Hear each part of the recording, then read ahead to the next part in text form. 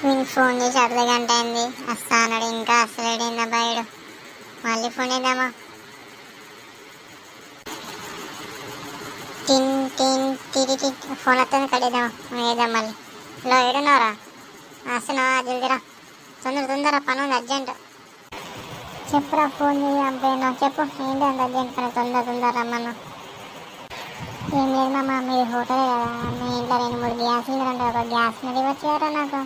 మా అమ్మ gas book చేయాలంటే బుక్ చేయలేదు, ఇప్పుడు గ్యాస్ సిలిండర్ ఎప్పుడు అనేది చంపుతుందిరా బాబు.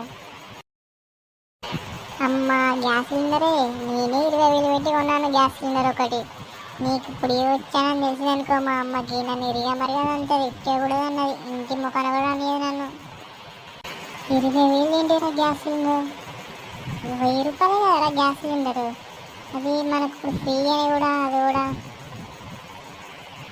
అమ్మ ఆ రోజులు పోయాయి, ఇప్పుడు యుద్ధం వల్ల గ్యాస్ అక్కడ ఆపేశారు, అందుకనే ఇంత రేటు. ఇండియాలో కూడా గ్యాస్ లేదు. అవునారా? సరే, ఇప్పుడు ఏమంటావు? గ్యాస్ లేకుండా ఇంటి అని తెలిసిందనుకో, మా అమ్మ నేరుగా మరిగా ఉంటుంది.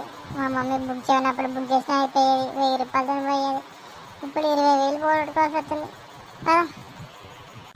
సరే పద, నాకు తెలిసినాడు ఒకడు ఉన్నాడు, వాళ్ళ దగ్గర వెళ్ళి గ్యాస్ కొనుకొచ్చుకుందాం పా, ఇద్దరం వెళ్ళి. సరే పా, తెచ్చుకుందాం పా, ఇంకేం చేస్తాం. వాళ్ళు కొట్టుకొని మనం తెచ్చిపోతున్నాం మధ్యలో గ్యాస్ కోసం.